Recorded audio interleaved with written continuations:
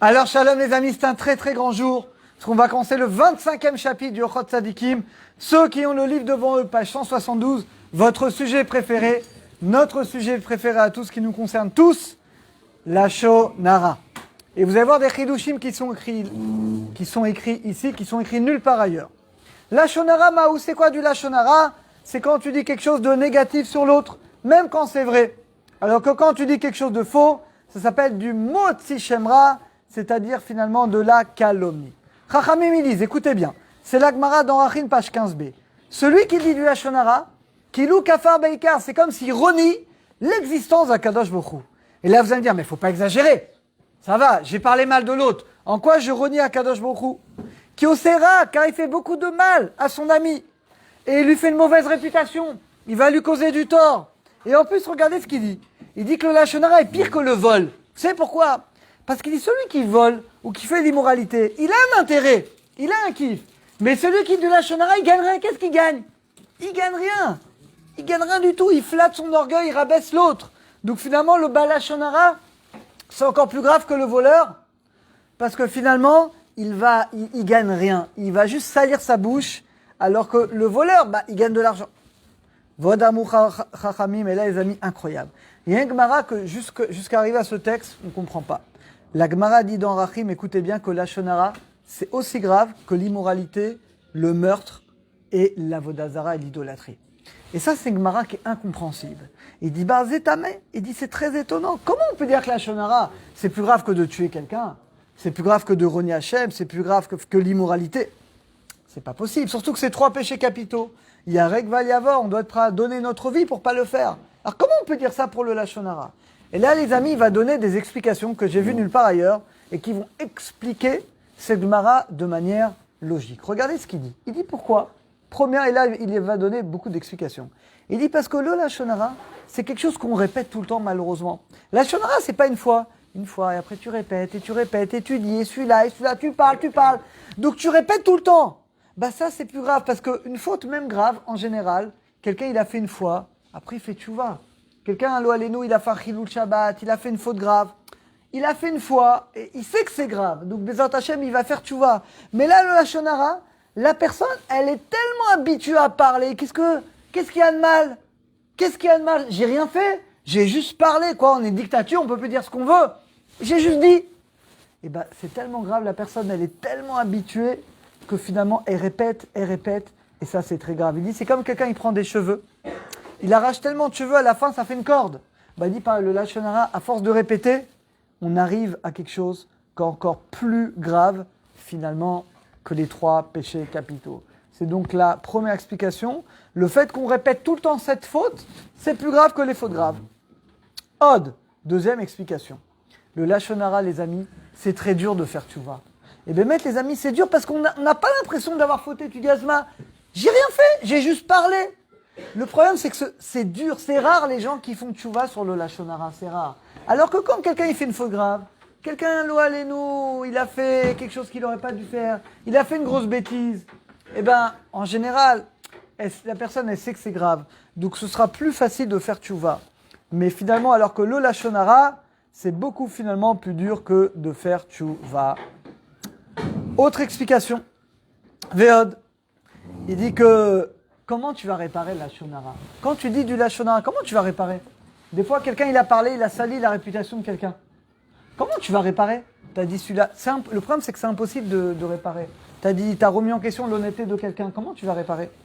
Alors que quelqu'un qui a fait une faute grave, il sait qu'il a fait cette faute, il va aller réparer, c'est tout. Donc finalement, c'est beaucoup plus dur finalement de faire teshuva sur le lachat que les autres fautes. Et il dit que le Lashonara, c'est pire parce que le Lashonara, ça tue de loin. Une épée, ça peut tuer que de près. Le Lashonara, tu peux tuer à des milliers de kilomètres, juste finalement par la bouche. Quatrième explication. Des fois, le Lashonara, on ne peut pas réparer. Il dit quand quelqu'un il insulte la famille de quelqu'un. Il dit, toi, tes parents, c'est des lo alenu, c'est des mamzerim, c'est des esclaves, il remet en question l'origine de quelqu'un. Il dit, ça, c'est une faute, lo alenu, il n'y a pas de mechila. On ne peut pas pardonner quelqu'un qui va remettre en question les parents, les grands-parents, l'origine juive de quelqu'un. Il a remis en question son origine. Lo alenu, ça, c'est une faute finalement qui n'est pas pardonnable. Pour toutes ces raisons, les amis, le Lachon Hara est en réalité plus grave que l'immoralité, que l'idolâtrie, que le meurtre. Parce qu'encore une fois, un, on le répète tout le temps. Deux, c'est beaucoup plus dur de faire tchouva. Trois, c'est très compliqué de réparer parce que tu sais tellement parler, tu sais même plus comment tu vas réparer. Et quatre, il y a des fois des fautes qui sont impardonnables. Et regardez ce qu'il dit ici, quelque chose d'extraordinaire. Dans le désert, les amis, on a commis 10 fautes. 10 fautes, dont le Chet Hegel. Et pourtant, Hachem nous a pardonné.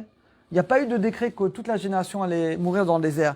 Quelle est la faute qui va nirtam, qui va signer que toute la génération va mourir dans le désert? Le Lachon Hara avec les miraglim, avec la faute des explorateurs. Donc on voit qu'Hachem, il pardonne l'idolâtrie, mais il ne pardonne pas la Lachon Hara. Parce que la Lachon Hara, c'est une faute qui est beaucoup plus finalement importante, comme c'est écrit Vaishma Hashem kol divrechem veiksof. Hachem, il a écouté le Lachon Hara des Bnei Israël et il a juré finalement qu'il ne pardonnerait pas à cette génération. Ils vont tous mourir dans le désert. Alors quelqu'un va dire, mais moi, j'étudie la Torah, donc c'est pas grave.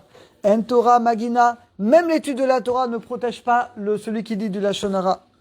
Doeg Adomi, comme Doeg David, qui a dit du Lachon Hara, et que bien qu'il était un Chacham, eh bien sa Torah finalement ne l'a pas protégé. Comme c'est écrit, la Avera, une Avera éteint une mitzvah, mais une faute ne peut pas éteindre la Torah. Mais là, celui qui dit de Lachon Hara, regardez ce qu'il dit, pour école, c'est comme s'il enlève le joug. Et c'est vrai que les amis venaient des fois quand on parle, on dirait que Chas de Shalom Hachem n'existe pas. Comment la personne elle se permet de parler comme ça, et des fois devant tout le monde, et celui-là, et ça c'est pas normal, et ça c'est pas normal. Mais pour qui tu te prends? C'est comme si Chas de Shalom, Dieu il est pas là. On vit dans un monde efker, et on est dans une génération, les amis, on croit que tout est efker. Tout dire qu'il y a plus de règles. Je dis ce que je veux. Tu quoi? C'est une dictature, je peux pas parler. Comment ça c'est? Tu crois dans Hachem, t'as une kippa? La Torah te dit que tu dis pas ce que tu veux. Alors comment tu peux dire ça? Je dis ce que je veux. Non, tu dis pas ce que tu veux. Il y a des règles. Et aujourd'hui, même les gens qui étudient la Torah, ils comprennent pas. On a l'impression que je peux dire ce que à quoi on peut plus dire ce qu'on veut. Non, on peut plus dire ce qu'on veut. Il y a des lois. T'as quelque chose à régler avec quelqu'un, va le dire en privé. Mais t'as pas le droit de dire du Lachon Hara sur lui. Les amis, c'est la base de la Torah. On le respecte même plus. Loi nous, c'est des choses qui, loi nous, et c'est des choses que Bémet, on doit tous faire tchouva, du plus religieux au moins religieux, c'est quelque chose qui touche absolument tout le monde.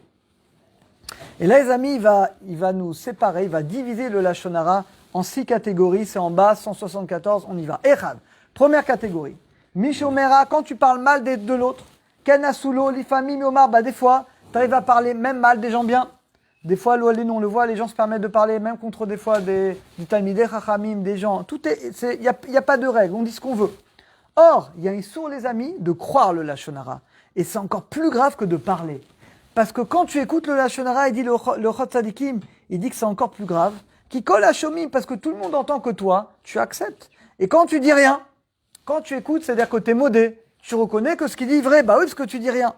Afilou, et même si tu reconnais pas, le fait que tu écoutes, dans le ciel, c'est comme si c'est toi qui as dit le Lachon Hara. Et vous savez ce qu'on transgresse quand on écoute du Lachon Hara? Les 10 commandements. Vous vous rendez compte? La Torah nous dit par Shaitro, Lotissa Shema Lachav. N'accepte pas de rapport mensonger. La Gemara dit, quand on transgresse ces 10 commandements, quand on croit le Lachon Hara. Celui qui croit le Lachon Hara, c'est encore plus grave que celui qui parle. Parce que celui qui croit, il transgresse les 10 commandements et il va pousser l'autre à continuer, à vendre finalement sa marchandise. Ça, c'est la première catégorie de Lachon Hara. Deuxième catégorie de Lachon Hara, quand on dit finalement quelque chose de vrai, mais on le blesse. Ça s'appelle, vous savez comment ça s'appelle? Ça s'appelle Onad Varim. Onad Varim, c'est quand je blesse quelqu'un par une parole. Tu dis, mais c'est vrai ce que je dis. Oui, c'est vrai, mais tu le blesses, ça sert à quoi? Pourquoi tu le blesses? Donc c'est un interdit. Troisième catégorie, Malbin Penechavero Berabim. Quand tu fais honte à quelqu'un en public, tu lui balances comme ça, tu le fais honte, ça sert à quoi? À quoi ça sert? Troisième catégorie de Lachon Hara.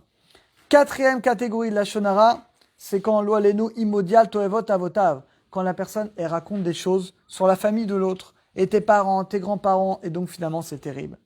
Cinquièmement, les amis, c'est quand on parle du passé d'un Baal Tchouva.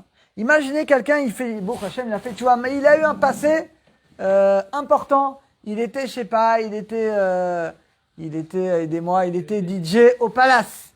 Ouais, bain douche. Oh. Il était, je sais pas quoi. Et toi, qu'est-ce que tu dis? Ah, maintenant t'étudies. Ah, je me souviens quand tu dansais sur le podium, Laurent, de tes 2 mètres, etc. Et ben, quand tu dis ça, tu rappelles finalement le passé de la personne. Et ça, c'est très grave.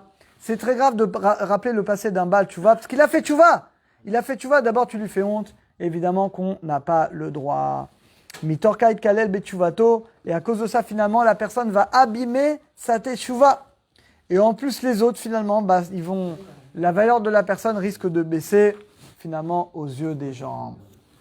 Et Gila, pareil, quand on te dit un secret, tu n'as pas le droit de le dévoiler. Si tu dévoiles un secret, ça s'appelle également du lachonara. Après, donc il dit le Chot Tzadikim, il faut s'éloigner des balais lachonara. Vimchet, et si, chaz shalom, tu vois que c'est quelqu'un qui étudie la Torah qui a fait une faute, tu dois dire c'est sûr que la personne elle a fait tchouva. Il dit mais ça pas lachonara, c'est très grave parce qu'il cause du nezek, il cause finalement un dommage finalement aux autres. Et en plus de tous les interdits de lachonara, il transgresse la mitzvah, vafta aleracha kamucha, au lieu d'aimer son prochain, et ben finalement il parle finalement contre lui. Yamnu la bouse et finalement il va réduire finalement la valeur de la personne. Et le dernier pour la route, chichi. Ah mais ça parle la shonara quand tu parles contre les gabaïm, les gens qui distribuent de l'argent à la tzedaka. Ksherim vegonvim, tu dis celui-là il a pris de l'argent, il n'a pas donné, il a gardé pour lui. Alors ça c'est grave parce que d'abord le pauvre gabaï il va arrêter de donner l'argent, il voudra plus s'occuper de peur qu'on va finalement le suspecter. Tu entraînes qu'on va suspecter des gens bien et tu entraînes que ces gens-là ne voudront plus à cause de toi donner la tzedaka. Donc on va s'arrêter là pour aujourd'hui, qu'on ait tous le srout Bezat Hashem, de garder notre bouche et de faire attention à ce qu'on dit.